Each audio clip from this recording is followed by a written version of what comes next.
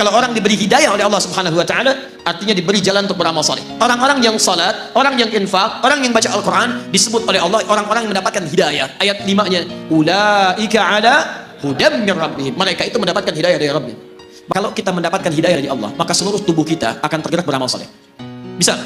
Di antara makna hidayah penambahan iman. Apa fungsi mata? Melihat. Tuh. Fungsi mata kita melihat yang baik-baik. Quran surah 24 ayat 30 untuk laki-laki, ayat 31 untuk perempuan. Qul lil mu'minin, lihat, ketika fungsi mata disebutkan, imannya dulu disebutkan. Katakan pada pria-pria yang merasa punya iman, siapa yang punya iman? Yang mendapatkan hidayah.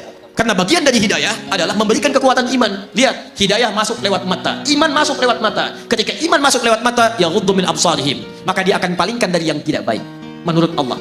Coba lihat, di antara sekian orang yang lewat di jalan, ditampakkan oleh Allah melihat masjid, melihat orang, melihat sekian. Berapa di antara yang melihat itu yang tergerak untuk datang ke masjid? Yang paling aneh begini, antum kerja nih, tiba-tiba di jalan, begitu mau pulang, azan. Begitu lewat, kok lewat masjid dan antum lihat orang sholat. Pertanyaan saya, mudah bagi Allah mengarahkan antum ke tempat lain yang tidak melihat orang sholat. Kenapa anda dibawa ke situ melihat orang sholat? Artinya Allah menginginkan anda dapat hidayah lewat mata anda. Diberbahagialah kalau anda sering diarahkan pada yang baik-baik.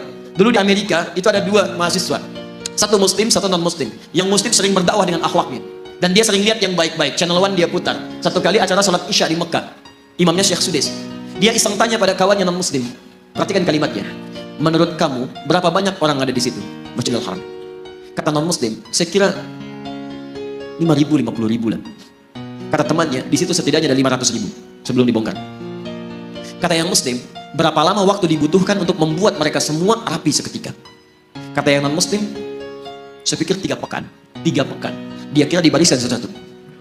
Perhatikan kata yang muslim, saya akan tunjukkan pada anda, tidak sampai 5 menit semua baris rapi. Masya Allah. Kata non-muslim ini, saya tidak percaya.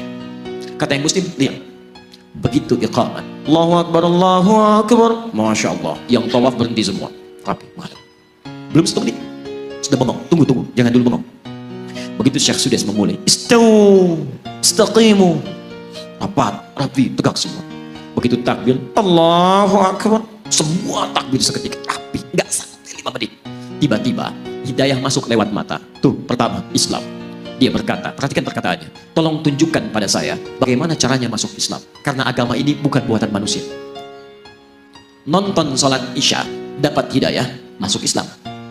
Hidayah masuk lewat mata. Makanya mata orang dapat hidayah, itu lihat yang baik-baik cepat, yang tidak baik dia palingkan. Jadi kalau antum ingin seperti orang-orang mendapatkan hidayah, ikuti manhaj para nabi, ikuti orang-orang saleh, ikuti jejak para syuhada, ikuti orang-orang jujur. Maka bagaimana caranya? Wa may yuti'illaha war rasul. Ikuti Allah dan Rasul.